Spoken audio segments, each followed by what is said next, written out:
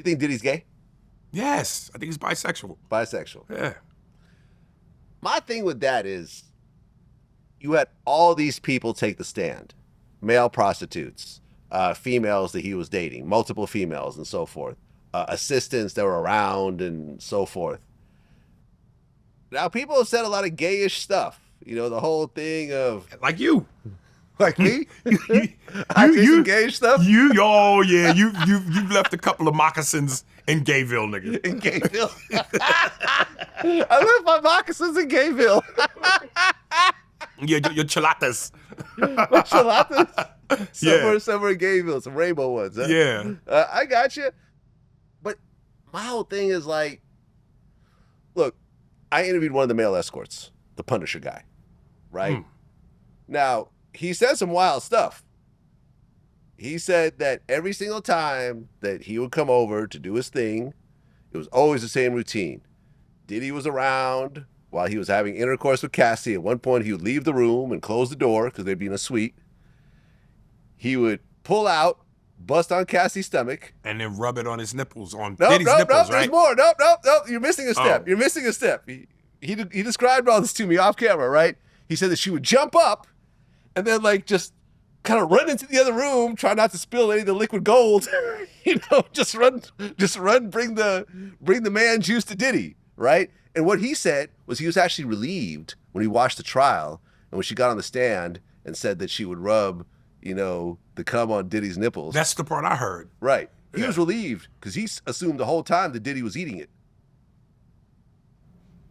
So whether you ingest semen, rub it on your nipples, what it's pretty grotesque. It's pretty wild. Well, if you eat it, you're going deeper into Gayville. That's all I'm saying. Like you're in downtown Gayville. When you put another man's semen on pretty your gay. Skin, pretty gay. You've already entered Gayville. That's pretty gay. Yeah. I mean, listen, if you say Diddy's gay, I'm not going to argue with you. I'm not going to say, no, he's definitely straight. But, listen, the actual male escort, Punisher, I asked him, I said, look, do you think... That name, it reminds me of Big Dick Buster from Godfather of Harlem. What a name, the Punisher. I told him I was uncomfortable calling him that. What did you call him? Well, I called him that, but I'm saying I'm uncomfortable calling him that. Your moccasins. My moccasins, another moccasin was found. You folded. I ain't calling you the Punisher. You folded.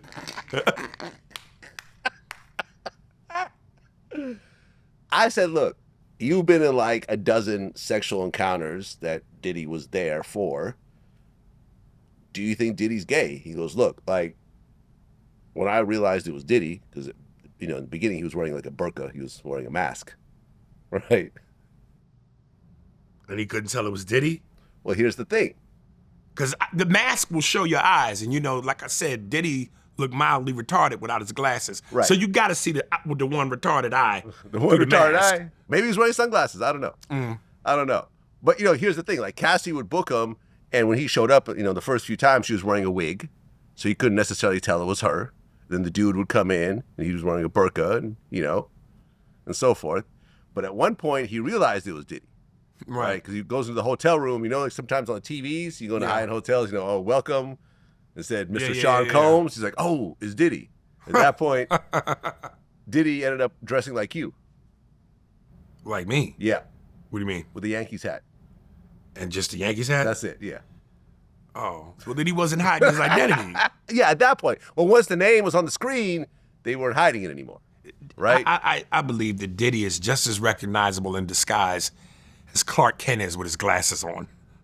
I'm not arguing that, but he claimed he didn't know. But once he did know that it was Diddy, and Diddy stopped wearing the burqa and just wore the Yankees hat and nothing else. Yeah. He said he was kind of worried because he had heard the gay rumors. He's a Harlem guy, so he'd been hearing the gay rumors. He was worried that, he might be having sex with Cassie and, Diddy might come back behind him and be like, take that. But he said the whole time, listen, he said that he was not even allowed to make eye contact with Diddy or even like confirm that he's there during the whole act. That was part of it. And he said the first time they made eye contact is when he was leaving the stand. Really? Yeah. So the first time they actually Did he ever say whether or not he and Diddy had sex?